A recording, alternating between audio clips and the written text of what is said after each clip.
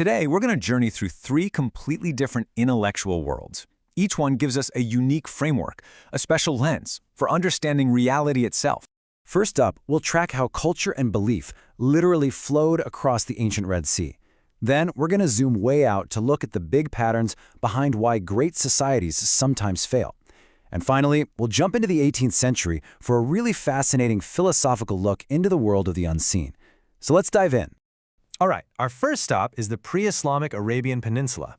Now, instead of picturing it as just this isolated desert, think of it more like a bustling cultural bridge, a vibrant crossroads that connected it directly to the powerhouse civilization of ancient Egypt. And you know, this connection wasn't just some abstract idea. It was built on pure economic necessity. These trade routes, like the one across the Red Sea, were absolutely essential for moving goods like frankincense and myrrh. But they became so much more. They were highways for exchanging gods, new ideas in architecture, and even shipping technology. So what happens when all these people and ideas start mixing? Well, you get this incredible blending of religions, a process we call syncretism. And here's a perfect example. The super powerful Arab goddess Al-Uzza, whose name means the most mighty, she ended up being identified with the Egyptian goddess Isis, who herself was a huge deal in the great Nabatean city of Petra. But it wasn't just about the gods, right? The influence went way deeper. The amazing city of Alexandria was like this intellectual funnel, pouring complex philosophies right into the Arab world. Think about figures like Hermes Trismegistus, this cool blend of the Greek Hermes and the Egyptian Thoth, who was seen as an ancient prophet. And get this, the very word for alchemy, alchemia, actually comes from Chem, the ancient name for Egypt. It was literally known as the art of Egypt. So that first framework showed us how societies can connect and grow. But what happens when they fall apart? Now we pivot from the rise of cultures to the massive patterns of their collapse, to ask one of history's toughest questions: why do some societies just choose to fail? The author Jared Diamond gives us a really specific definition here. We're not talking about a small downturn or a simple change in government. A societal collapse is a deep, drastic, and long-lasting breakdown of a whole society. So how do we figure out why this happens? Diamond came up with this really useful 5-point framework.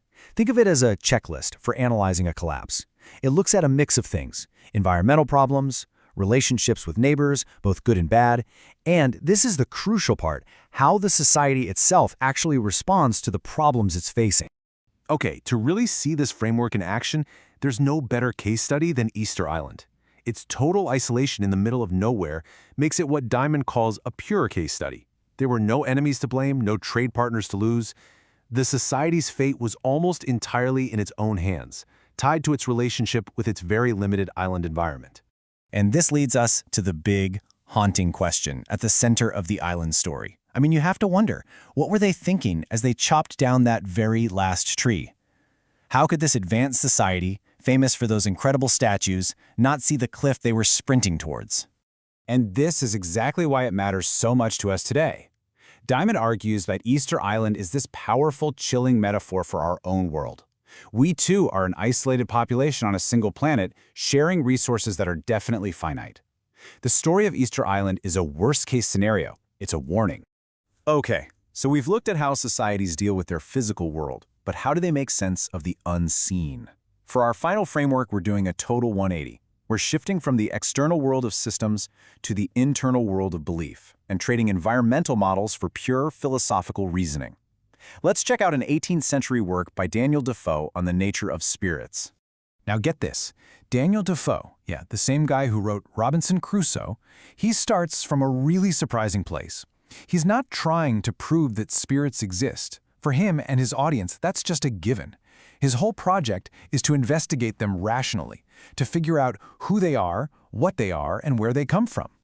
So the first thing he does is create some categories. He makes a clear line between what he calls real apparitions, which he sees as legit spiritual beings on good errands, and imaginary apparitions. These, he says, come from the human mind, from things like fancy, vapors, and even what he calls the hippo, which was an old term for hypochondria. And this is where it gets really clever. He starts ruling out the usual suspects, one by one. Angels? Probably not, he says. They wouldn't be sent for trivial stuff. Devils? Nope, they have zero interest in promoting justice. And the souls of the dead? Well, their fate is sealed to death, so having them pop back would completely contradict the religious rules of his time. So, this process of elimination leaves him, and us, with a pretty big question.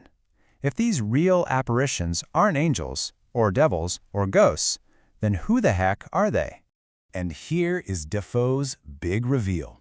His conclusion is that there must be a whole other order of beings out there. He calls them ministering spirits who live in the great void. And their purpose, he argues, is to help humanity, to act as guardians and messengers. Okay, let's take a step back and try to bring these three very different worlds together and think about what we've just explored. We've really looked at the world through three totally different sets of eyes, haven't we? We've used historical analysis to trace the flow of ideas, we've used systemic models to understand collapse, and we've used pure logical reasoning to explore something as abstract as faith. And all of this leaves us with one last big question to think about. How do the frameworks we choose to use, whether it's an archaeologist's tool, a complex computer model, or just a philosopher's logic, how do they end up shaping our reality? Do they just help us see what's already there? Or do they actually define what we're capable of seeing in the first place?